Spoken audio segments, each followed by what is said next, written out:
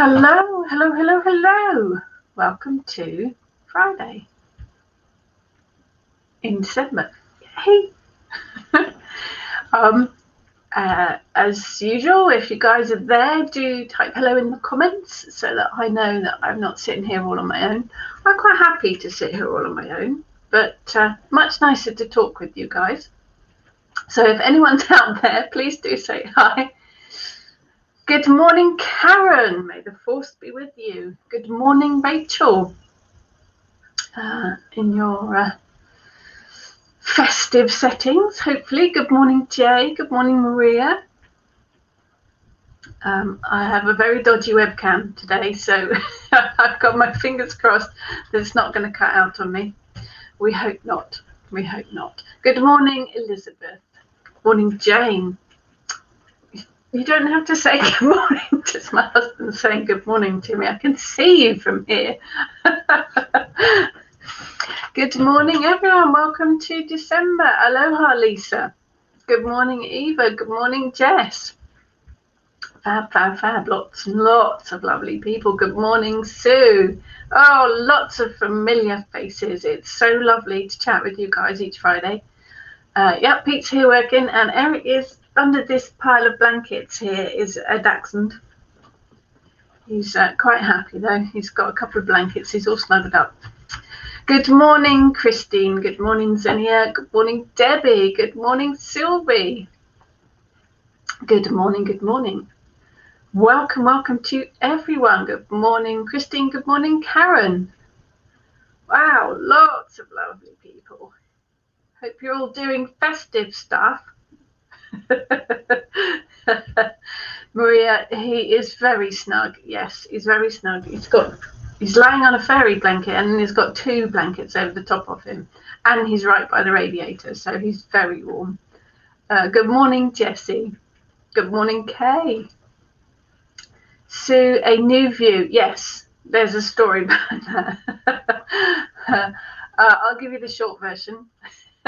Yes, for those of you who are used to seeing me, I've got a different background. That's because I'm in a completely different direction. Same room. I have worked from home for 13 years now, something like that. So I've always had a desk in various rooms around the house, but for the last few years it's been in the dining room. But I love having a dining room table as well, so it's always had to fit in with that. Then welcome 2020 to the big no-no, and my husband started working from home back in March, so we had to make it work. So he took my desk in the dining room and I took the dining room table. But as it turns out, it's been very successful, him working from home. So his company have said to him, do it, for as long as you want, kind of thing. So he will be working from home now indefinitely. So we've had to jig it around a bit and make it a proper office. So visit to charity shops, and I discovered a new to me secondhand desk. So I have a new desk, but it fits better in the room. We've had to get rid of the dining room table, but it fits better in the room with me facing a different direction. So hence, different background. And hopefully next week it'll be different too, because we have got some decorating to do as well. So very long story just to say, yes, I've got a new desk and it's in a different direction. Good morning, Dawn. Good morning, Martina. Good morning, Debbie. Good morning, Diane. Welcome. Lots and lots of lovely people. Good morning, everyone. Sue's making the bed. That's very good of you, Sue. You get gold stars for doing that. So yes, different view. Today, this is the other end of our dining room. And a dog fast asleep in the chair. And that side, that is my main altar behind me as well. I've got another altar there as well, obviously. But good morning, Tess. Good morning, Kay. Yeah, new setting, new desk, new direction in the room, new setting. And hopefully decorated tomorrow too. I hate decorating, but there you go. Yeah, my husband's glaring at me. We need to do it. We've been talking about it for weeks. Good morning, Isilda. Oh, dog walking. Lovely. Really nice in the morning like this to this morning. Very cold and chilly out there, but nice. Karen, how does it feel facing different direction? It is, yes, it's a little bit weird actually. It is a little bit weird. I'm getting used to it, but we've opened up the radiator, so it's warmer. Definitely warmer. Yeah, it takes some getting used to, and a different desk as well, proper desk now rather than a dining room table, so that's taken some getting used to too. Good morning, Crystal. Good morning, Sarah. So I thought today to talk about Yule and the winter solstice, but I realised that a couple of weeks ago, in the Waffling Witches chat that we did on the Kitchen Witch Facebook group, we talked all about Yule and the winter solstice and all of the symbols and the herbs and the foods and the correspondences and more food, because I think we got quite a lot of talking about Yule food. So I didn't want to duplicate that. So if you want to have a watch, if you have a look on my YouTube channel, you will find the Waffling Witches talk from November is all about the winter solstice and Yule and all of the correspondences. So I thought today I would run through a couple of spells that are really good to work with this time of the year. One of them involving your Christmas decorations. I know, Christmas. I'm going to use the word Christmas because I'm used to using the word Christmas, being the only pagan in my family. But you know, I mean, Yule, winter solstice, all rolled into one kind of thing. Good morning, Lani. Sue, after you're decorating, could you come over and do my bungalow? No, absolutely not. I hate decorating with a passion. We're only doing it because it's a necessity. Kay loves a chilly morning and coming back to a warm, cozy home with a hot drink. Fabulous, fabulous, fabulous. Zenia, yes, warmer is always good. Our dining room has original 1920s stained glass windows at one end of the room, and it's quite cold. It opens out to the conservatory, which isn't heated, so it gets quite cold. Good morning, Lizzie. Martina, you're looking well and wonderfully festive. Thank you. I am festive. It's my favourite month of the year. I am super excited, riding the wave of energy up to the winter solstice. So you can never have too much food. No, I spent the morning, well, most of the day, actually yesterday, baking in the kitchen, cookies and bread and all sorts of things. Love it. Never have too much food. So anyway, today I'm going to do a couple of winter solstice type spells, and I've got some crafts as well to talk about. Sue, you're such a spoil sport. My bungalow will not take too much pain. Yeah, no, it's not going to happen.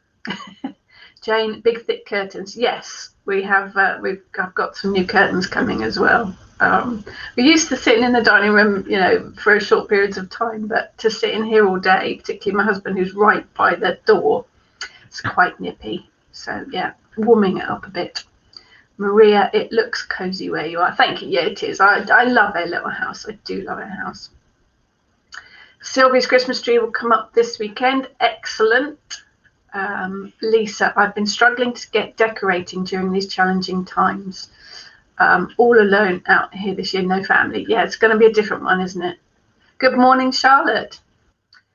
Christine's still waiting for the Christmas jumper to turn up in the post. The house is finally festive. Yeah, the posties are struggling at the moment.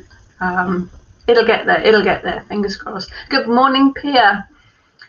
Xenia, I love how you decorated yourself. I also like the Christmas jumper. Yeah, Christmas jumper number 2. This one, it did light up at one point, but that's long since gone. So yeah, talking about the winter solstice. So we've got the usual things: holly, ivy, mistletoe, candles, Yule logs, wreaths, bells, all the usual things. There are lots of things associated with it: herbs, oak, bay, pine, frankincense, ginger, orange, holly, ivy, mistletoe, myrrh, cinnamon, pine cones, all the usual standard things. But there is one particular spell working that you can do with your tree. So a bit of tree magic.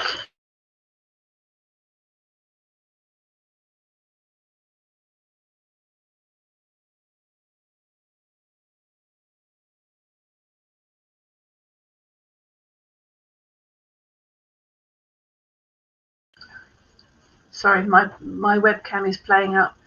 Hopefully you didn't lose me then. So I do decorate beginning of December. I like the whole build up. I like the pre. Can you hear me now? Fingers crossed you can hear me now. It says it's working. I love the pre-festive run up. I love the energy of the festive run up. So I put the decorations up beginning of December. Please tell me you can hear me now. Oh, it's gone. I'm back. Thank you. Yeah, the web. It's not the webcam. There's the connection on my computer, so I'm not sure what to do about that. But fingers crossed it will last.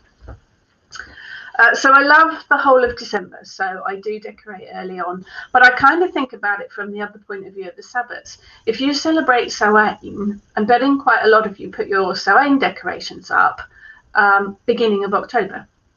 So Samhain is the end of October. So that's 4 weeks. So I do the same with Yule.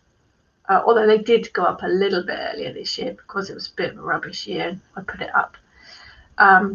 So hopefully everyone can now hear me. Fingers crossed. Lizzie has 2 indoor cats, so can't use the greenery associated. Yeah, it's a tricky one if you've got pets that like to nibble on things, isn't it? Good morning, Jackie. Kay, I've just changed my living room around to facilitate the Christmas tree going up. Yes, it needs a bit of rearranging sometimes, doesn't it? Xenia's flat is festive too. Excellent, excellent. Sue has Christmas socks covered in bells. No good for shoplifting. They can hear you running. Yeah, probably not wise. Probably not wise. Jane says chocolate. Oh, chocolate's definitely associated with Christmas. Absolutely. So let's get to the Christmas tree, Yule tree, solstice tree, whatever you want to call it, a tree. It's going to be a pine tree. Whether you use a real one or an imitation one, it will look like a pine or a spruce, or it will actually be a pine or a spruce. So it carries those associations that come with pine, prosperity being one of them.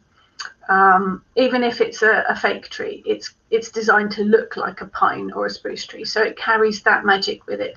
And of course, generally, I say generally, they're green. If you've got an imitation one, it might be a different color, but green is associated with prosperity and abundance as well. And of course, you get an abundance of needles, you know, on a pine tree. If you've got a real one, they tend to fall all over the place once you bring them indoors. Save them, collect them up and save them. I'll talk about that in a minute. But because the trees have so many tiny little needles on them, it corresponds very nicely with abundance and wealth as well, because you've got lots and lots of tiny little needles. Good morning, Vanessa. Good morning, Marie from Australia. So your Christmas tree is basically a big prosperity spell. And once you've decorated it, you add your decorations in different colours. If you're using green and gold, that's perfect for prosperity and abundance. Silver works too. Bit of red brings fiery boost of energy to it. Pink would be friendship and love. Blue would be communication and healing. You can bring in a bit of colour magic when you decorate your tree as well. Sue has always had a fake tree, can't stand the thought of cutting down a living tree for a couple of weeks. Yeah, there's 2 camps of thought, isn't there? I think actually having a tree that was cut down, that's what we always used to have when I was a kid. Yeah, it's a bit sad, really, isn't it? Although Air Council do recycle them and put them in for composting, which is good. We have had a little pot one, that sort of size one, when we got it, in a little pot just to put on the table. It's now in the garden and it's got to be about 10 feet tall. So unless you're going to plant them and you've got a big enough space to keep planting your tree each year, fake ones are a good option. Maria had a little pine in a pot and planted it outside. Yeah, they don't. I think once you've had the Christmas trees inside, the heating, they don't like the heating, and when you put them back out in the cold again, some of them do struggle to survive. Kay's got a fake tree but missed the fragrance. Yes, it doesn't smell, that Christmas tree smells got that wonderful scent, hasn't it? But yes, add untreated wooden decorations and put dabs of oil on them. Brilliant, absolutely brilliant. Xenia does the same. Fake tree and use essential oils. Jane composts her friend's tree every year and the logs get added to the wildlife corner. Brilliant. If you can do that, absolutely brilliant. I did see somewhere that there's a company in London that are hiring real Christmas trees out, that they deliver it to you for your Christmas period and then they take it back again and replant it, and the whole process goes around again, which is a clever idea. Probably really expensive, but there you go. So as you're decorating your tree, have a think about the magic that the pine and the spruce bring with it. Think about the colour of your decorations and what you associate them with. You can put any kind of purpose in it, but I go with prosperity because at this time of the year we could all do with a little bit of money, and pine is really good for prosperity. So you need a Christmas tree, any size, could even be a little one. Lights, baubles, tinsel, all your decorations. So set your tree up, add your lights, and then you're ready. Give the tree a blessing first. So stand in front of your tree, and I'm going to give you a bit of my really, really bad poetry, but you can say whatever comes to you. Stand in front of the tree, reach out your hand and touch the branches and say something along the lines of, with the blessings of the year, let's get this abundance magic into gear. Festive fun and joy about, let's give prosperity a shout. See, bad poetry, but that kind of thing. So that's bless the tree. Xenia has some loose real pine twigs as decoration for your altar and TV console. Brilliant. They do last quite a long time. Well, our ancestors would have bought greenery indoors. They would have bought pine and holly and ivy indoors. And it does last quite well. Kay, I also want to find those huge pine cones to add decorations to. Yeah, pine cones are good. They carry that same prosperity magic with it. Eva says, save a bit of the trunk for next year's Yule log. Brilliant idea if you have a real tree, not a fake one, obviously. Vanessa has an artificial one that looks real. Needles and paws don't go together. Yeah, if you've got pets, pine needles on the ground are not much fun. But yeah, you can add scent to the artificial tree. Xenia read about the hired trees, but yeah, they can only stand up to 10 days in the warm room. I think that's the trouble. We buy the trees, bring them indoors, and they're indoors for 2, 3, even 4 weeks in the heating, and then we chuck them outside in the cold. I'd suffer too. But you've got your tree and you do your blessing, and then as you put each ornament on, hold the ornament in your hands and visualize your intent. You could even say a few words if you want to. If you're working with prosperity, you could even trace a pound or a dollar sign with your finger onto each bauble or onto each item. And then as you hang each bauble, decoration, tinsel, whatever you're putting up, say a few words again. My really bad poetry for you is, decorations shiny and bright, bring wealth and prosperity to light. Money and abundance come to me with the power of the festive Yule tree. You can say whatever you like, but it's the visualization of the intent, and then you place the baubles on the tree. So once it's all fully decorated, it's really charged with magic. It doesn't have to be prosperity and abundance. It can be something else. It can be happiness. It can be healing. It can be anything you want it to. Tie in a bit of color magic, but charge each item as you decorate the tree. And then it will be singing with magical energy once you've actually decorated it. Maria can make a witch ball and add pine inside. Yeah, definitely. Witch ball. They're quite. You can buy the plastic halves, can't you, to make the baubles from the craft shops. Christine has fake tree, but normally makes a flower vase with leaves of shrubs and herbs. Smells lovely with lavender leaves. Very nice. Eva, I usually say more than a few words when putting up the lights, but not necessarily positive ones. Yeah, untangling lights is never much fun, is it? Kay has 2 real mini trees that went into the garden, and her mum said to dig them up again. However, it took ages to get the roots out. Yeah, you don't want to be digging them up and in and out each year. That's not fun at all. Lizzie, in Ireland, the old Christmas trees go outside and are hung with bird food. Excellent idea. Excellent idea. Sue likes the poetry. Thank you, Sue. You're very generous. Jackie, what if you've already decorated it? Would you remove some to re-add them? No, I'd just charge it as a whole. If you've already decorated a tree, stand in front of it, make a connection with the branches, with the leaves, and say your blessing then, and charge it as a whole. Jane loves purple deckies, the spirit of Yule. Purple's really good for magic and psychic connections as well. Very, very spiritual colour, purple, I think. Maria, I'd manifest someone always making me a cup of tea without me asking. Debbie's already decorated the tree. Can I just say what you said? Yes. If you've already decorated the tree, just bless it as a whole. Do it as a whole. If you want to take one or two baubles off and trace pound signs or heart signs or whatever, sigils or whatever you want to put in it, and then hang them back on, you can. But yes, if you've already done it, charge it as a whole. Definitely no problem. So that's just a way of adding magic into your Yule tree, really, and using the magical properties of pine that are already there and working some colour magic in with your decorations.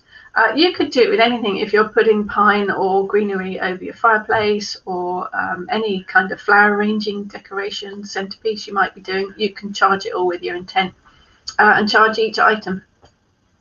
Easy peasy, lemon squeezy. You know what you're doing.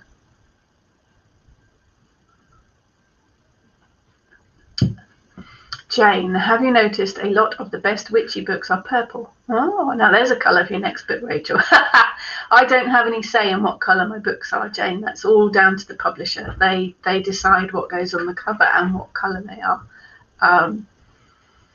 The next one out actually is January, so that's the part of the Kitchen Witchcraft series, and that's the element of earth.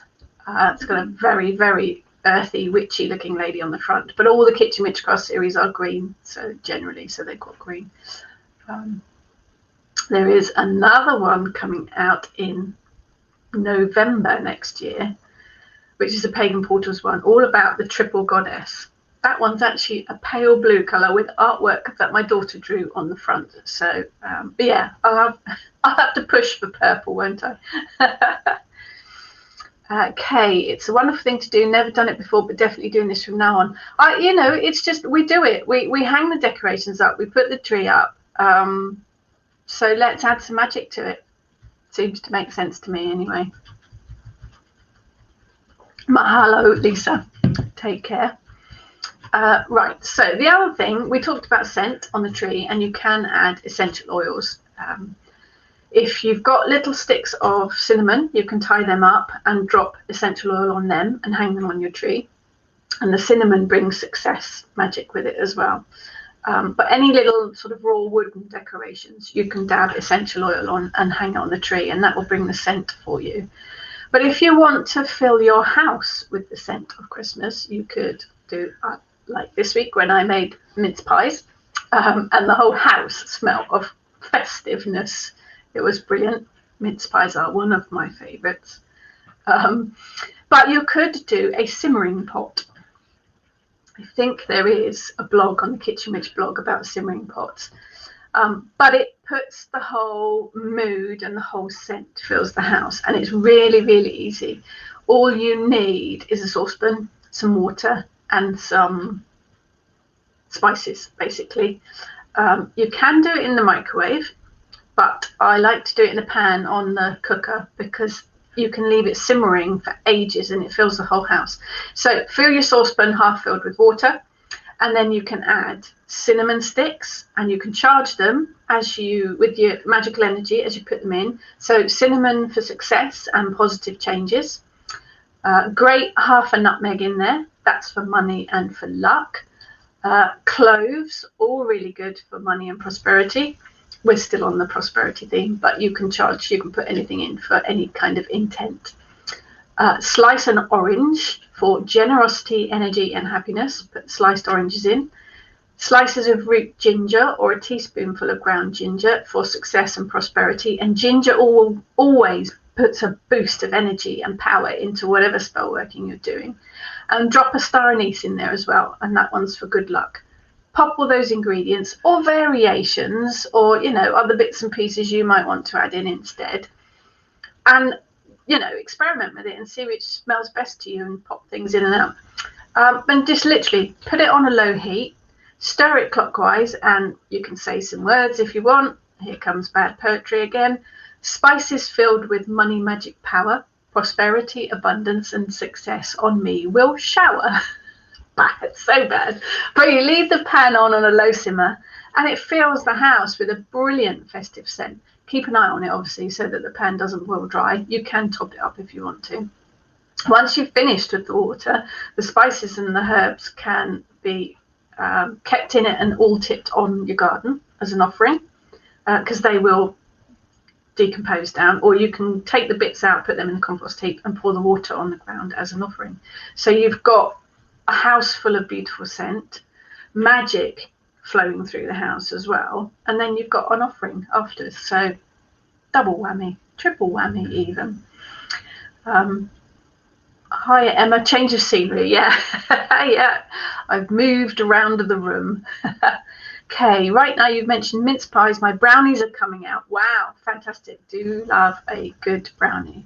Okay, what about star anise? Yep, pop to star anise in there. That one's for good luck. Star anise is one of my favourites. Oh, Jane, Lucia's guided visualization book just landed on doormat. Yes, fellow Moonbooks author Lucia Starza, her guided visualization book is out today, published today. So that's a simmering pot, and you can use it for not just at Christmas, not just at Yule, not just at winter solstice, any Sabbath, any day of the week, just because it's, you know, a Monday or a Thursday, and you can add whatever herbs and spices you want to correspond with your intent. So it fills the house with the scent and with the magic, and then you can pour it on the ground as an offering. So that is very easy to do and really good, because it does make the house smell amazing. Quick tip, read chestnuts. Do we like chestnuts? I love roasted chestnuts, but they're huge for this time of the year. But they carry with them the magic of success, abundance, and prosperity. So eat them roasted, or pop a bowl of chestnuts in your home to bring that prosperity and abundance magic into the house. Christine has small votive candle holder with a larger one on the outside, and then fill the outer glass with herbs and spices. Then the votive candle, the heat from the votive candle heats the herbs and spices and makes the room smell lush. Brilliant, fantastic idea. I've got something like that on here actually. You can't really see it from there. It is a glass. It's got cinnamon and bits and pieces around the outside. Yes, definitely. Sharon has bells on the front door for Christmas protection and made a mugwort pentagram to hang up. Brilliant. Vanessa, there's every chance that you underrate your poetry skills. Thank you. I do use a rhyming website for a lot of it, but bear in mind that chance and magic, chance and poetry doesn't have to rhyme if you don't want to. Kay, can you use the dried version of these items and then add corresponding essential oils to them and pop them into a bag? Absolutely. I mean, all the spices are dried anyway, but yes, you could make a spell pouch out of them instead. The simmering pot is really to fill the house with the smell, so yeah, brilliant, no problem at all. We're versatile, we're kitchen witches, so we're versatile. Another quick spell, and then I will have a look at some crafts.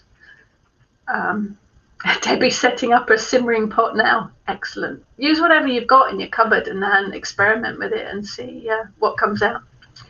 There's another spell that I do every New Year.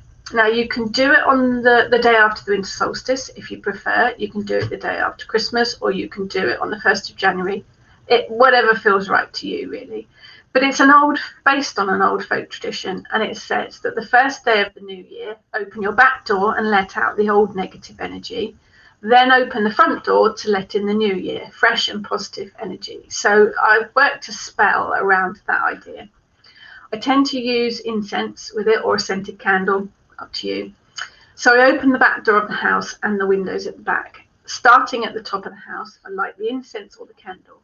go to each room and walk anti-clockwise around the room, because anti-clockwise removes negative energy.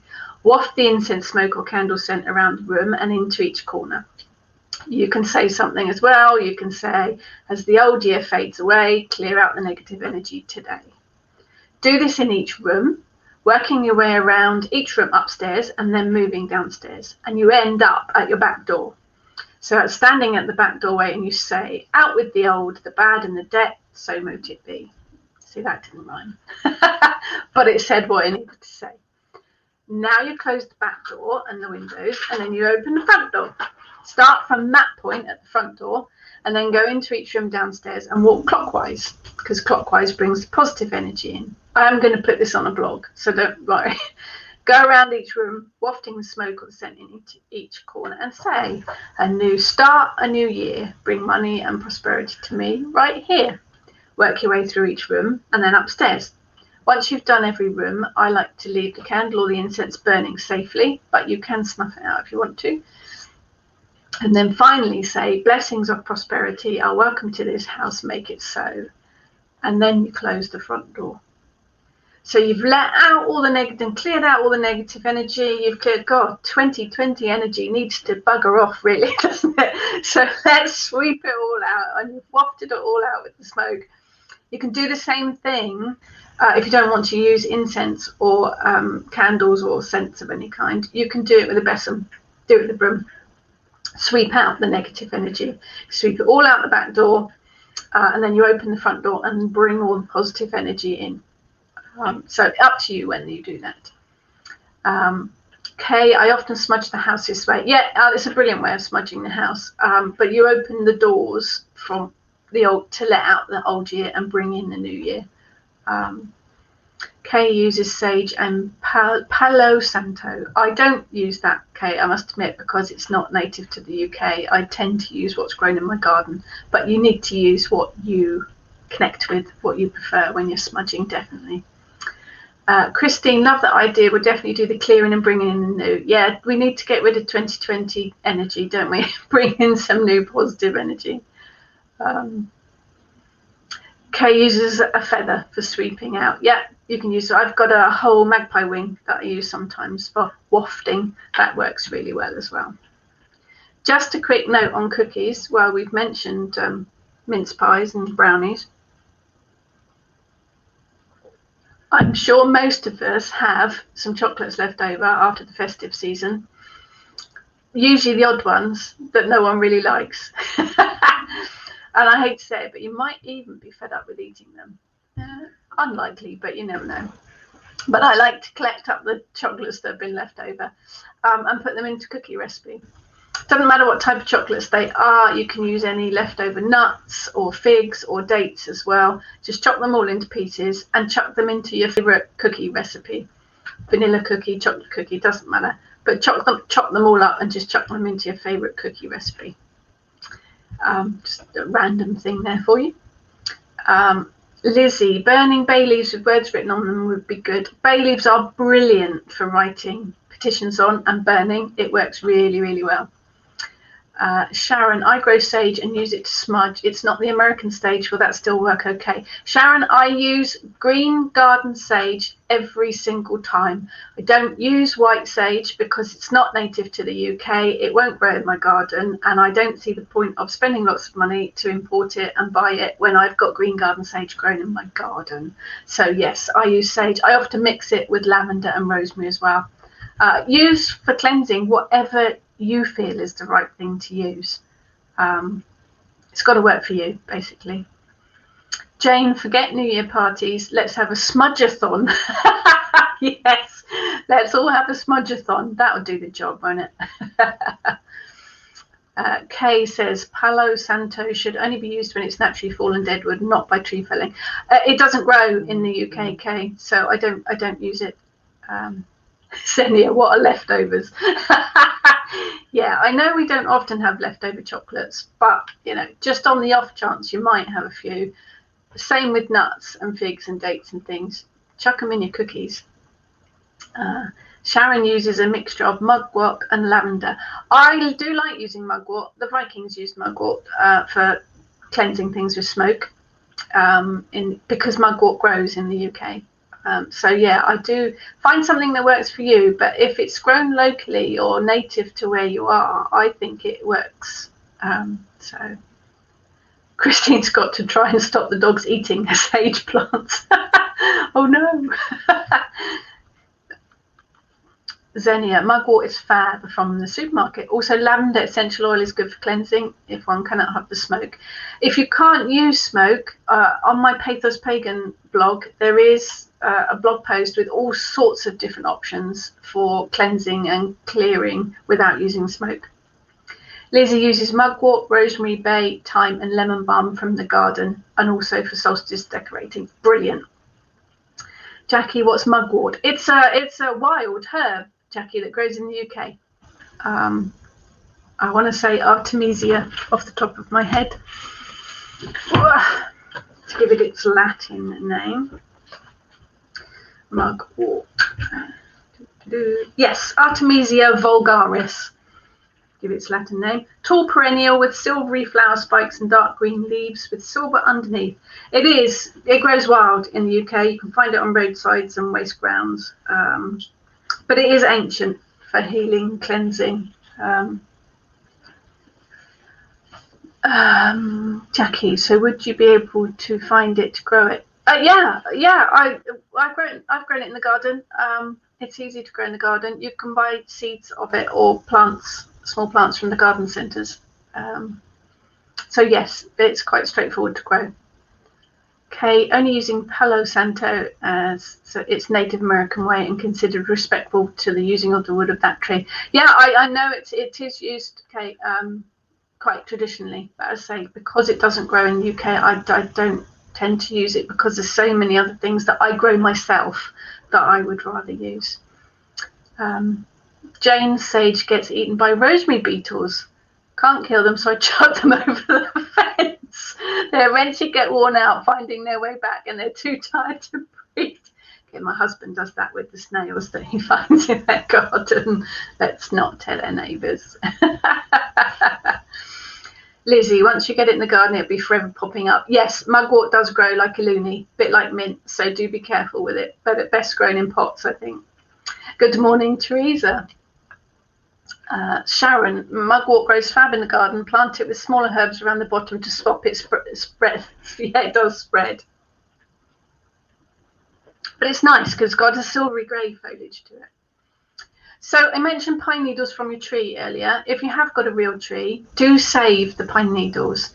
They are really, really good for magical workings. You can pop them in spell pouches, you can put them in witch bottles, you can add them to incense blends. They are really, really good, and they carry a huge pack of prosperity magic. So just drop a few of the pine needles in your purse to keep money coming in. And if you pop some under your front doormat, each time a person walks in, they'll be bringing positive energy with them. So it helps keep the money and the positive energy coming in.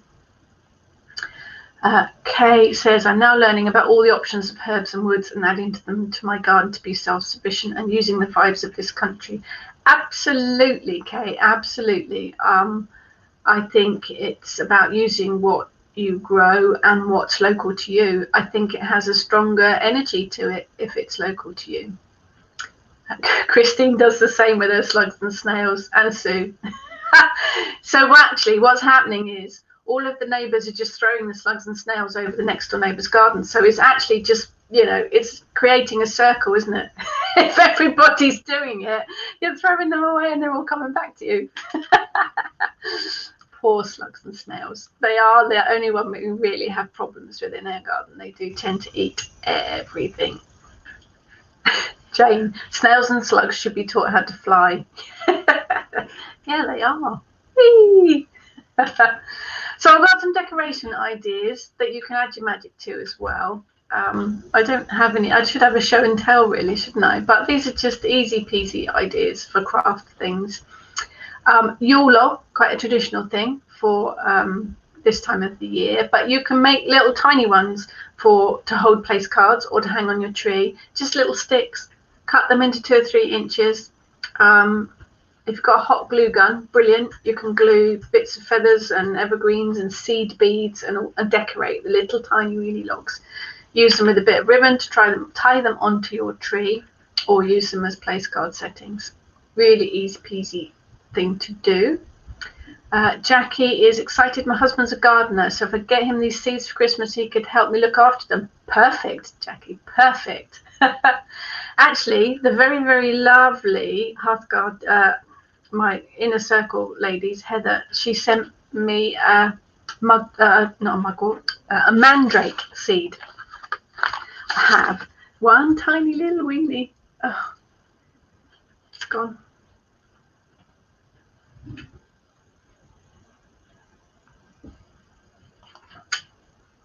Webcam's gone.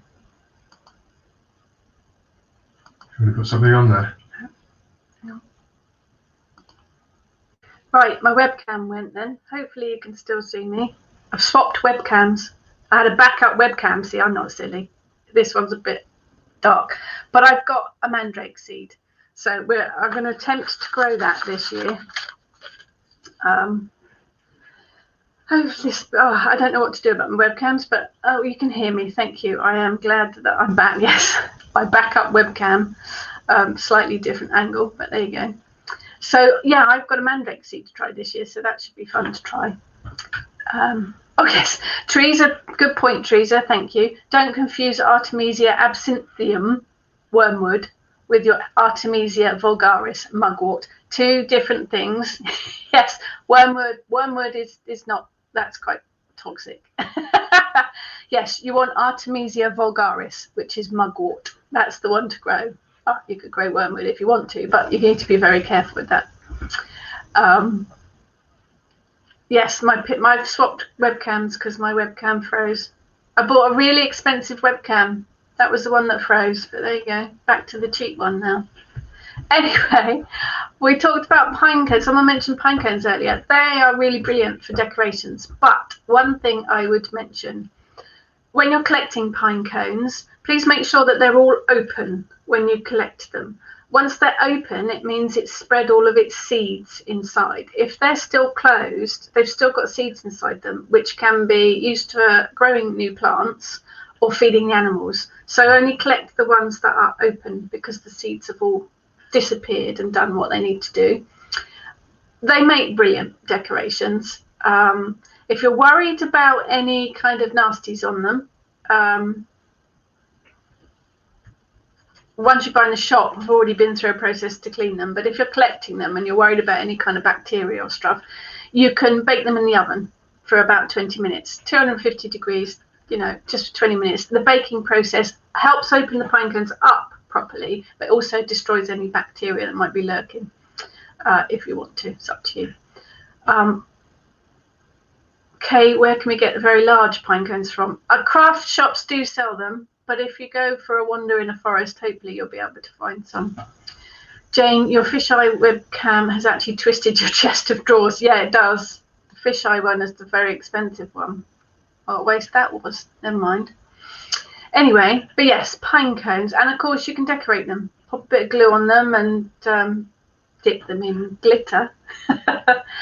Please do think about glitter quite carefully. It does not biodegrade. So it's not eco-friendly at all. It is beautiful and I do love it, but it isn't biodegradable. So if you are going to use glitter, please look for the kind that is. They have got some edible glitters now. They have got some more eco-friendly ones. So if you are going to use it, do have a look for the stuff that's more eco-friendly. But of course, you can hang pine cones from the tree on bits of ribbon. You can put them on your altar. You can charge them with energy, magical energy. Sharon uses pine cones as fire starters. They're good for that, aren't they? They do work very well for that. The other herbs to burn them, and they're good for the outdoor burners. Makes it smell good. Absolutely. Xenia loves pine cones to decorate my small Christmas village. I use them as pine trees. Excellent idea. Excellent idea. I've also used very huge pine cones. You can buy them in the shops. Yeah, you can buy them in the shops. Michelle, hi Michelle. My granddaughter and I will make fairy Christmas trees from pine cones. Lovely, lovely, lovely. Yep, Kay and Jackie used the cooking glitter, the edible glitter. Yeah, it is much more eco-friendly. There's a joke in there about sparkly poop, but I'm not going there. Actually, when we were children, we used to make reindeer food. When our children, let's start that again. When our children were younger, we used to make reindeer food. You sprinkle it on the pathway by your front door so that the Holly King, Santa, knew where to land. And of course, it fed the reindeers, obviously. It's a really good idea. You can mix, it's oatmeal, basically. You use oatmeal, porridge oats. You can put dried fruit in it, dried sultanas, dried cranberries. Some of the ones that you can buy some of the ones you buy do have the glitter in. Again, if you're going to add glitter, make it the edible stuff. However, a good option instead is to put the coloured sugar crystals in it. So oatmeal, dried fruit, coloured sugar crystals, mix it all together. Put it in a little jar or a bag, tie it with a ribbon, and then the night before Yule, sprinkle it on the pathway. And then Santa will know where to land, and the reindeers will have something to eat. And obviously, it gives the birds something to eat as well. Jane found the biggest pine cones in Scotland. Yeah, they've got big old pine trees there. I would imagine that America has some big old pine trees too. Lizzie collects the seeds from the pine cones and pops them outside for the birds. Excellent. Maria thought I said reindeer poo. No, not reindeer poo, reindeer food. We don't want to be making reindeer poop. Reindeer food. Very easy to make, and of course it gives the birds something to eat as well.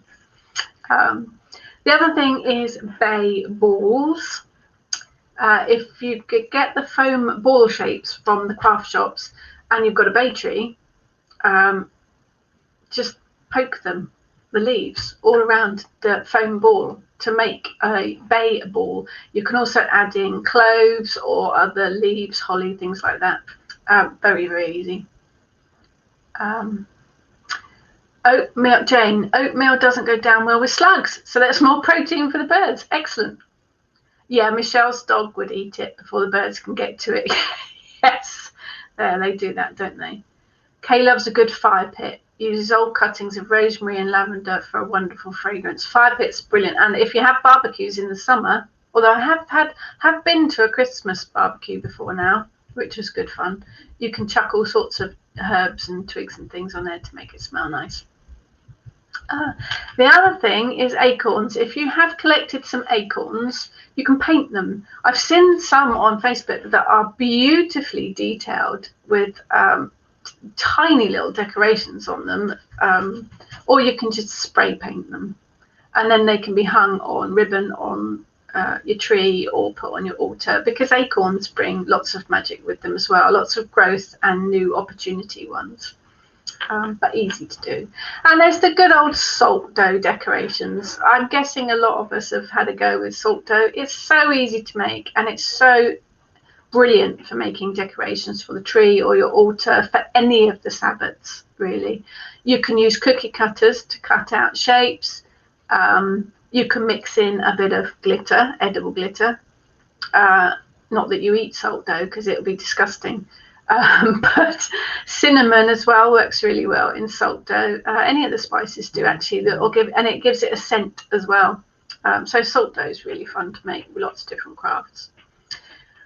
Christine, fill up old pine cones with seeds for the birds. And if, like me, I've got grass growing in the pine cone through springtime. Yeah, pine cones are really good for adding seeds and things to for the birds.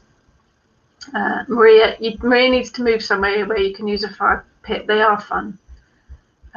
Jane, nail art works well on acorns. Now there's a good idea. Excellent. Yes, definitely. Sylvie, our cats and dogs would be waiting for the birds to come. Yeah, if you're putting out food for the birds, and if you're putting out reindeer food, perhaps you could put out the reindeer food higher up than on the ground if you've got cats and dogs. Kay, when you forage for natural materials, do you ask permission the plant to take from the trees or bushes like the Native Americans do? Yes, Kay, you will find that every single pagan will do that. Every single pagan will ask permission from the plant or the tree or the bush before they take anything. And in fact, if I collect pine cones or twigs or leaves, I usually collect the stuff that's already fallen on the ground. Very rarely will I actually take something from a tree. I will wait for Mother Nature to drop it on the floor for me. But yes, I always talk to the plants and the trees and ask permission. Yes, every single pagan will do that. Xenia has acorns from fall decorations. Now I put them on the balcony to attract the jays who will eat them. Brilliant. Excellent. Excellent, excellent. Yeah, I think this time of the year feeding the birds is quite a priority. It's so cold out there, and a lot of the foods are just not around for them. So berries and things like that are all waning. So if you can feed them, definitely feed the birds. Pine cones make excellent wreaths as well. If you wire them all together on a piece of card, that works very well. And I'm guessing all of you use candles of some sort. They are they're found on every single pagan altar on every single day of the year, but they do work really well for Christmas because obviously the winter solstice is about celebrating returning of the sun, returning of the light. So candles are brilliant. You can tie ribbons on them. You can push spices, cloves, bits and pieces into them. You can sprinkle herbs and spices on the top and then drip candle wax around the top to seal them in. You can add essential oils to them. You can just all sorts of options for working with candles. Jane's making her own candles right now. Fantastic. I have tried it, but I found it very, very time consuming and incredibly messy. So hats off to you, Jane. Jane, if I pick something from bush, I always feel like I'm stealing it from the birds. I think that's another thing. If you are foraging, do leave enough for the wild animals and the birds, and do leave enough of the plant for it to continue growing. Yeah, Xenia always asks too, but usually collects stuff that's fallen down. Yep, Kay prefers the fallen material. Yep. Kay says, Mum reckons if the bushes and trees have an abundance of berries, it's going to be a hard winter. Lots and lots of folklore like that. It is fantastic. I think we've forgotten a lot of the folklore like that, or perhaps not really folklore, but actually noticing nature and what happens and how it relates to the weather. Christine, can't wait for the light to return after solstice. I'm fed up walking the dogs in the dark. Now, see, I quite like walking in about 4 o'clock. We take the dog out around just locally where we are, and you can see all the Christmas decorations. It's lovely. Xenia decided to collect acorns from the trees at the shop street where the jays won't go and put them on the balcony where they pick them. Excellent. We do need to look after the birds at this time of the year. And the other suggestion I have as well is a Yule wishing tree. Obviously, if you've got a big Yule tree up anyway, you could use it, but you could also make a smaller one just with branches, small branches, not, just small branches, twigs almost fallen, collect them and put them in a pot with pebbles in, so that it makes a little wishing tree, and you can get each member of the family or group of friends, write a petition or a wish on a slip of paper, roll it up like a little scroll, and tie it with a piece of coloured ribbon onto your wishing tree. Once the Yule is over, come in bulk, beginning of February, take all the ribbons off and all the wishes and burn them and cast the ashes to the wind. So quite a nice little spell working in that, but making wishes out of a Yule tree as well. But you could just tie them onto your actual proper Yule tree if you wanted to. Jane has 2 Shasta daisy flowers out now, unheard of in December. Does that mean we'll have a winter sun? I have osteospermum, we have roses, we have pelargoniums, we have any number of summer bedding plants still flowering in the garden. Fuchsias are still going. It's just bizarre. I think the seasons are all kind of mixed up at the moment. Sue has an Easter tree made of small branches I decorate with artificial eggs. Same principle, Sue. Get your Easter tree out and make it a Yule wishing tree. Kay, slightly off topic, but how can I recover an apple tree that got set alight? The fire damage was about a third of the tree and the harvest wasn't good this year. Poor apple tree. I would do some research on that. I'm not very up on apple trees, but I would imagine it needs a bit of TLC. I would Google that, Kay, and have a look on how to deal with that. My instinct would be to cut back the fire damage parts, but it might not be the right thing to do. I would definitely look up about that. You may also want to do a bit of wassailing, as it's an apple tree. Perfect time of year for it.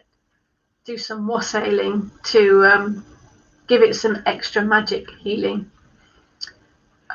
Maria forgot about the wishing tree. Thanks. No, you're welcome. Xenia had heard that too. If there's a hard time for trees, they produce an explosion of fruit to at least get the next generation out. Yeah, Mother Nature's clever. She's very clever. She knows these things. Rachel has for a few years now, we celebrate the solstice by hanging jam jars in the trees in our garden. We painted the jam jars with glass paint, added beads, sparkles and a tea light, and hang them with a wish for the returning light. That is a fantastic idea, Rachel. Absolutely fantastic. Okay, advice about wassailing.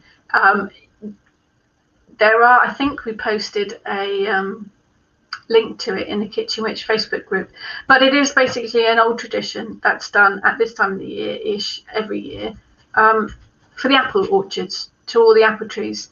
You play music, bang drums, hit pans with wooden spoons to get rid of all the evil spirits from the orchard, and then you make an offering to the apple trees. Usually apple juice or cider or mead or something nice and fruity. Pour it on the ground to make an offering to the apple trees, so that they will produce a good crop. There's lots of folklore about it, Kay. Do have a look. It is a fascinating tradition that still carries on in England in a lot of places. Good point, Lizzie. Lizzie says make sure you take some cuttings in case the tree doesn't make. Definitely. Christine has a metal tree and is decorated with all small items. For example, web and owl wing, roadkill. Yep, all of my wings are roadkill too. A small besom and a green wren key ring. It's my altar tree. Fantastic idea, Christine. Love that idea. Absolutely lovely. Diane, yes, there is loads of info on the internet about wassailing. Definitely have a look. It is a fascinating custom, but if you've got an apple tree that's suffering, it would benefit from it. Sue was a wassail queen many years ago. I still have the crown. Oh, I love that you have a crown, Sue. You should wear that all the time. Sue, don't forget the toast in the tree branch. Yes, you have to apparently put a slice of toast in the branches of the trees. It is a whole folklore thing. It's fascinating. Do give it a look. Jane is going to make an offering to her feral Bramley tree. Yes, it gave you loads of apples. Do give an offering to a bit of wassail, definitely. Xenia, there is a documentary where Ronald Hutton is wassailing. They sing, they make music, they soak toast in cider and put it into the tree. Yes, the birds will get drunk from it. Yeah, there's a whole tradition to it. It is fascinating. Michelle, my lemon, orange and tangerines are loaded with fruit and we are expected to have a dry winter in Southern California. Cool. Nice. We can grow citrus fruits in England, but it's not outside in the winter, definitely. Sue, that's Somerset for you, weird as frogs. Yes.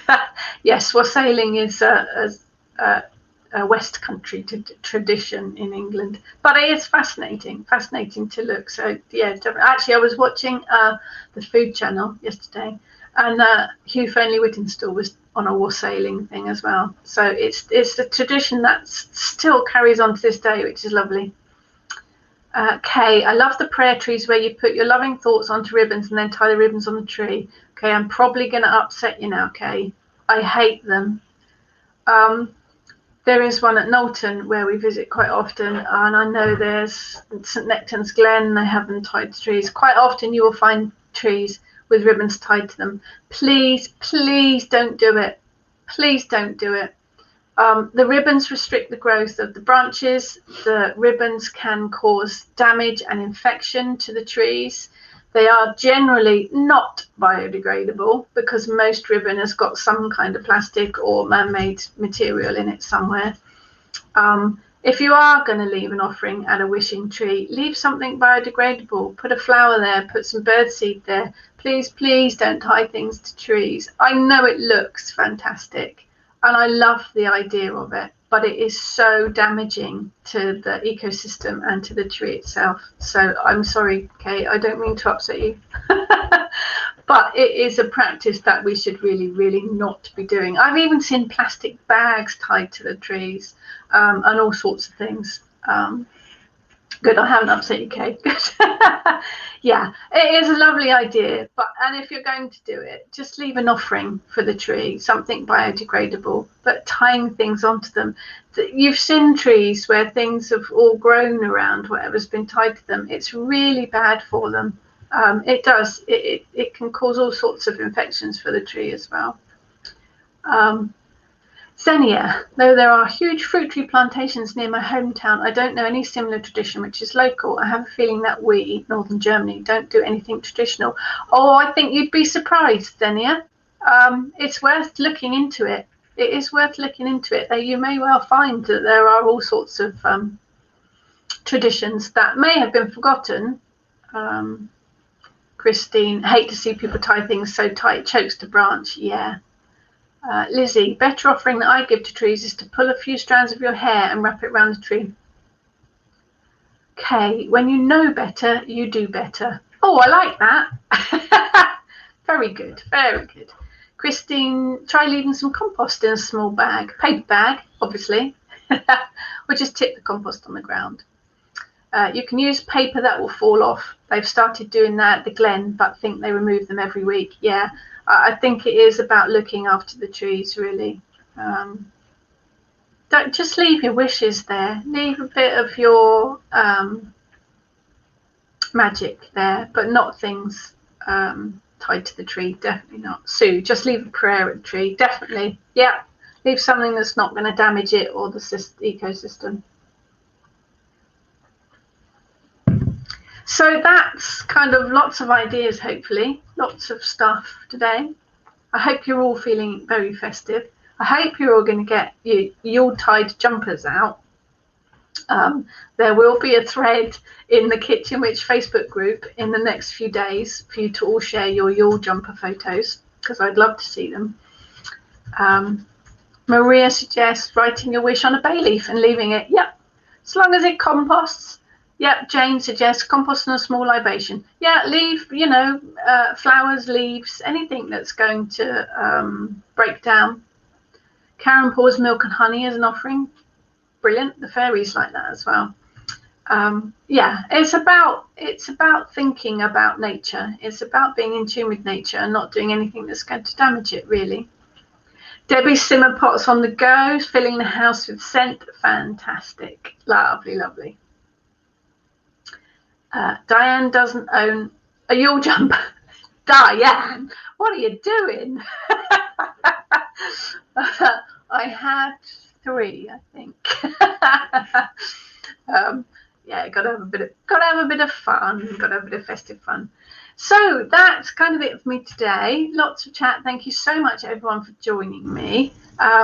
We have a Kitchen Witch online Yule ritual. Sunday 20th of December at 7 p.m. on the Kitchen Witch Facebook group, open to everyone. There is a little spell. Details are on the Facebook event if you want to join in with the spell. Do join us, myself and the Hearth Guardians, written by the lovely Heather, this one. It's going to be fun, so do join us.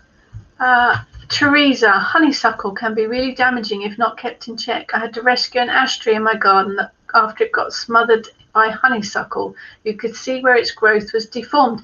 Yeah, natural plants do it too. I've seen it quite a lot with things. I've got a wand actually that is all twisted wood where something was growing around it. So definitely. Maria's still looking for a Krampus jumper. Michelle, could someone explain to this yank what is a jumper? A sweater. What I'm wearing now, Michelle, a sweater. Xenia likes to leave an apple or nuts as an offering. Yep, everything that can't do damage to nature and feeds the wildlife as well. Thank you, Sue. Kay says wisteria can be yeah, a lot of natural plants do choke other plants. A pullover is another word for a sweater. Yes, definitely. Sorry, I forget that I'm very English. Thank you, everyone, for joining me again. I will be here next Friday to do another Ask the Witch. I've got a lot of questions, but if you've got anything you'd like me to chat about, do let me know. I'm then having a break for a couple of weeks over the festive period, and I will be back in January. Again, if you've got anything you want me to talk about next year, do just let me know. Always happy to chat and waffle about all sorts of rubbish. It's my pleasure to have been chatting with you today. Apologies for the webcam issue. Jane, little drinks and acorn cups for the Fae. Yes, the little acorn cup end makes very good cups for the Fae, doesn't it? So thank you, everyone. Have a fantastic weekend. Have fun with all of your crafting. If you've got any pictures of anything you make or any of your simmering pot recipes, do pop them over on the Kitchen Witch Facebook group. We'd love to see photos and hear about what you've made and created. There are lots of threads over there for sharing your festive photos anyway, so do have a look. Thank you, guys. Again, as always, take care, and I will see you all next week.